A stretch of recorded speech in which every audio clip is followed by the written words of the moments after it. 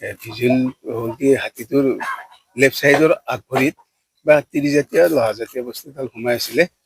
সোমাই তাৰপিছতে আমি আমাৰ বছৰ আছে ডিএফঅ ছাৰৰ লগত কথা পাতিলোঁ।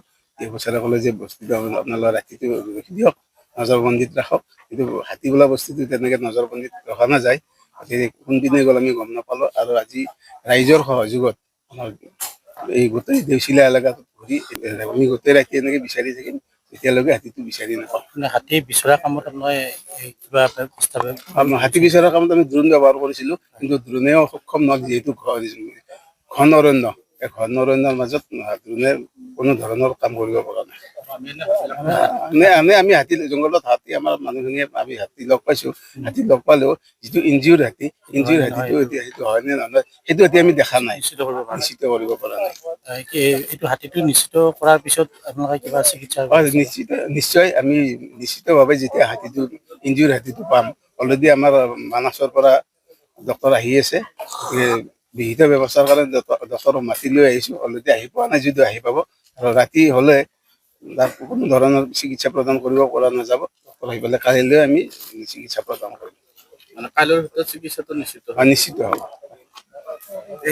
কোনটি হাতীৰ প্ৰয়োজন নিশ্চয় কোনটি হাতীৰ প্ৰয়োজন হ'ব পাৰে। আমি অলৰেডি কোনটি হাতীৰ লগত যোগাযোগ কৰিছোঁ, যোগাযোগ কৰি ৰাখি দিছোঁ। কোনটি হাতী আমাৰ যিটো আমাৰ খুন হৈছে সেই হাতীটো বিচাৰি পালে আমি কোনটি হাতীটো লৈ আহিম। এইখিনিতে আৰু এটা কথা ক'ব বিচাৰিম, যিটো যদিহে মানুহে আক্ৰমণ কৰা হয়, যদি নিশ্চিত হয় যে সেইডাল কাৰে হয় বা ধনুকাৰে হয়, তেতিয়াহ'লে যোনে এই গোটেই ঘটনাটো সংঘটিত কৰিলে তেখেতসকলৰ বিৰুদ্ধে কি ধৰণৰ ব্যৱস্থা আপোনালোকে গ্ৰহণ কৰিব? যদি আমি বিচাৰি পাওঁ যিজন মানুহে বা যিবোৰ মানুহে এইটো কাম কৰিছে, গতিকে তেওঁকতো আইনীভাৱে বিহিত ব্যৱস্থা লোৱা হ'ব। আৰু তেওঁ আইনৰ সুৰুঙালৈ সাৰিও যাব নোৱাৰিব। আপোনালোকে এতিয়া হাতীটোৰ সন্ধানত আছে? হয়, আমি এতিয়া হাতীটোৰ সন্ধানত আছোঁ। ভিজুৱেল হ'ল কি হাতীটোৰ লেফ্ট চাইডৰ আগভৰিত বা তিৰিজাতীয় লহাজাতীয় বস্তু এডাল সোমাই আছিলে। সোমাই তাৰপিছতে আমি আমাৰ বছৰ আছে ডিএফঅ ছাৰৰ লগত কথা পাতিলোঁ।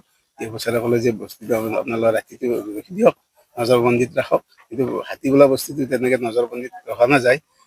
কোনপিনে গ'ল আমি গম নাপালোঁ। আৰু আজি ৰাইজৰ সহযোগত আমাৰ এই গোটেই দেউচিলা এলেকাত ঘূৰি আমি গোটেই ৰাতি এনেকৈ বিচাৰি থাকিম, এতিয়ালৈকে হাতীটো বিচাৰি নাপাওঁ। হাতী বিচৰা কামত আপোনাৰ কিবা হাতী বিচৰাৰ কামত আমি ড্ৰোন ব্যৱহাৰ কৰিছিলোঁ, কিন্তু ড্ৰোনেও সক্ষম নহয়, যিহেতু ঘন অৰণ্য। এই ঘন অৰণ্যৰ মাজত ড্ৰোনে কোনো ধৰণৰ কাম কৰিব পৰা নাই। আমি হাতী জংঘলত হাতী আমাৰ মানুহখিনিয়ে আমি হাতী লগ পাইছোঁ। হাতী লগ পালেও যিটো ইনজিউৰ হাতীটো এতিয়া সেইটো হয় নে নহয় সেইটো এতিয়া আমি দেখা নাই, নিশ্চিত কৰিব পৰা নাই। এইটো হাতীটো নিশ্চিত কৰাৰ পিছত আপোনালোকে কিবা চিকিৎসা নিশ্চয় আমি নিশ্চিতভাৱে যেতিয়া হাতীটো ইনজিউৰ হাতীটো পাম, অলৰেডি আমাৰ মানসৰ পৰা ডক্তৰ আহি আছে। বিহিত ব্যৱস্থাৰ কাৰণে ডক্তৰক মাতি লৈ আহিছোঁ। অলৰেডি আহি পোৱা নাই, যদিও আহি পাব। আৰু ৰাতি হ'লে তাক কোনো ধৰণৰ চিকিৎসা প্ৰদান কৰিব পৰা নাযাব। ডক্তৰ আহি পেলাই কালিলৈ আমি চিকিৎসা প্ৰদান কৰিম। মানে কাইলৈৰ ভিতৰত চিকিৎসাটো নিশ্চিত হ'ব। কোনটি হাতীৰ প্ৰয়োজন নিশ্চয় কোনটি হাতীৰ প্ৰয়োজন হ'ব পাৰে। আমি অলৰেডি কোনটি হাতীৰ লগত যোগাযোগ কৰিছোঁ, যোগাযোগ কৰি ৰাখি দিছোঁ। কোনটি হাতী আমাৰ যিটো আমাৰ খুন হৈছে সেই হাতীটো বিচাৰি পালে আমি কোনটি হাতীটো লৈ আহিম।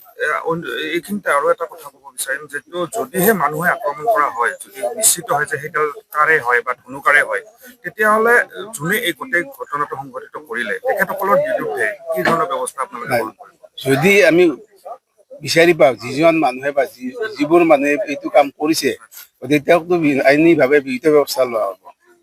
আৰু তেওঁ আইনৰ সুৰুঙালৈ সাৰিও যাব নোৱাৰিব। আপোনালোকে এতিয়া হাতীটোৰ সন্ধানত আছে? হয়, আমি এতিয়া হাতীটোৰ সন্ধানত আছোঁ।